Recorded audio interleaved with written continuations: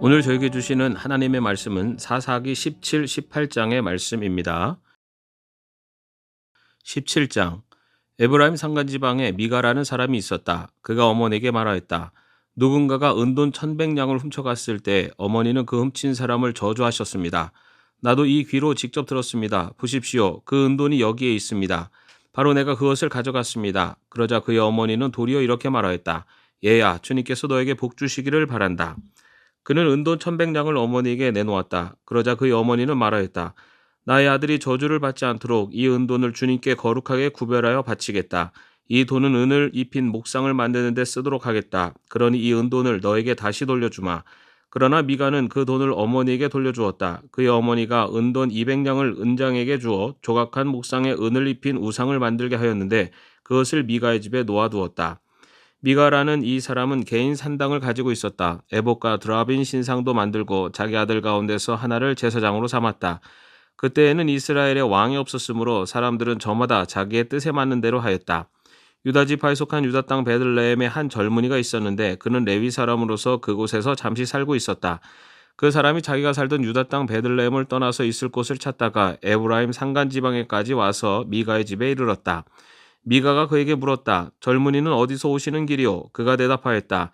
나는 유다 땅 베들레헴에 사는 레위 사람인데 있을 곳을 찾아다니고 있습니다.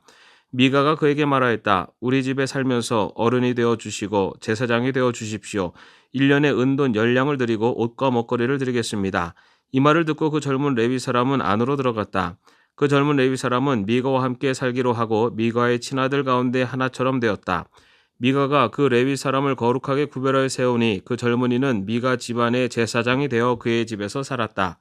그래서 미가는 자기가 이제 레위 사람을 제사장으로 삼았으니 주님께서 틀림없이 자기에게 복을 주실 것이라고 생각하였다.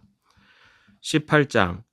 그때 이스라엘 왕이 없었고 단지파는 이스라엘의 지파들 가운데서 아직 그들이 유산으로 받을 땅을 얻지 못하였으므로 그들이 자리 잡고 살 땅을 찾고 있었다. 그래서 단지파 자손은 소라와 에스다울에 살고 있는 지파의 온 가문에서 용감한 사람 5명을 뽑아서 땅 정찰 임무를 맡기고 땅을 탐지하고 살피도록 보냈다. 그들은 에브라임 산간 지방으로 들어섰다가 미가의 집에 이르러 거기서 하룻밤을 묵었다. 미가의 집에 머무는 동안 그들은 그 젊은 레위 사람의 억양과 말씨를 알아듣고 그에게 다가가서 물었다. 누가 당신을 이리로 데려왔습니까? 당신은 여기에서 무슨 일을 하십니까?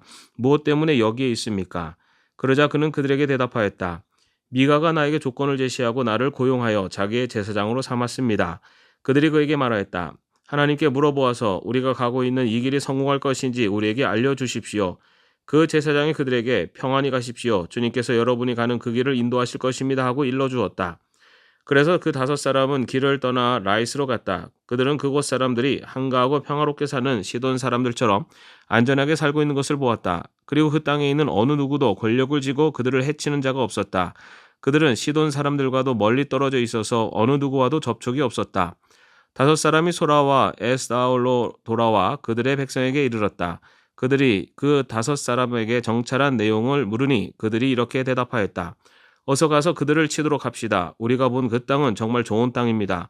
우리가 이렇게 가만히 있을 때가 아닙니다. 망설이지 말고 빨리 쳐들어가서 그 땅을 차지합시다. 우리가 거기에 가기만 하면 넓은 땅에서 평안하게 살고 있는 백성들을 보게 될 것입니다. 하나님이 그 땅을 우리의 손에 넘겨주셨습니다. 무엇 하나 부러울 것이 없고 부족한 것이 없는 곳입니다.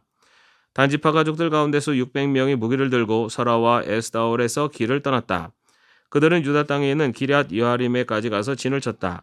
그래서 그곳 이름이 오늘날까지도 마하네단이라 불리고 있는데 그곳은 바로 기럇 여아림 서쪽에 있다. 그들은 그곳에서 에브라임 산간 지방으로 올라가서 미가의 집에 이르렀다. 전에 라이스 땅을 탐지하러 갔던 그 5사람이 같이 간 사람들에게 말하였다. 여기 여러 채의 집이 있는데 이 가운데 어느 한 집에 은을 입힌 목상이 보관되어 있다는 것을 당신들은 알고 있을 것이요. 목상뿐만 아니라 드라빔과 에봇도 있어. 우리가 해야 할 일이 무엇이겠소? 그런 다음에 그 5사람은 젊은 레위 사람이 사는 집 곧 미가의 집으로 들어가서 그에게 안부를 물었다. 단자손 600명이 무기를 들고 문 어귀를 지키고 있었다. 그 땅을 탐지하러 갔던 5사람이 그리로 들어가서 은을 입힌 목상과 에봇과 드라빔과 부어 만든 우상을 챙기는 동안 제사장은 무기를 지닌 600명과 함께 문 어귀에 서 있었다. 미가의 집에 들어간 5사람이 은을 입힌 목상과 에봇과 드라빔과 부어 만든 신상을 가지고 나올 때 제사장이 그들에게 어떻게 된 일이냐고 물었다. 그들이 그에게 대답하였다. 조용히 하십시오. 아무 말 말고 우리를 따라 나서십시오. 우리의 어른과 제사장이 되어 주십시오. 이 집에서 한 가정의 제사장이 되는 것보다야 이스라엘의 한 지파와 한 가문의 제사장이 되는 것이 더 낫지 않겠습니까?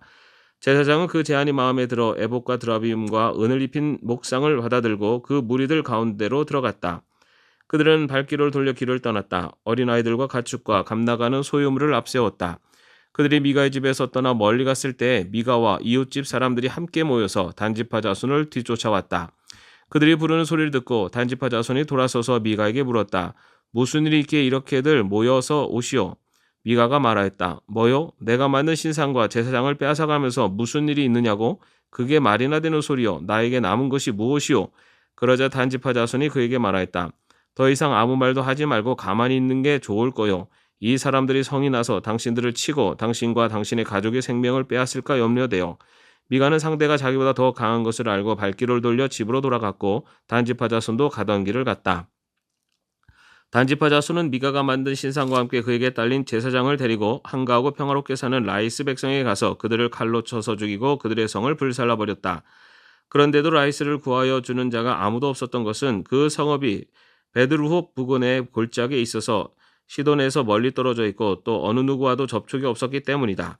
단지파 자손은 허물어진 성을 다시 쌓고 그곳에서 살았다.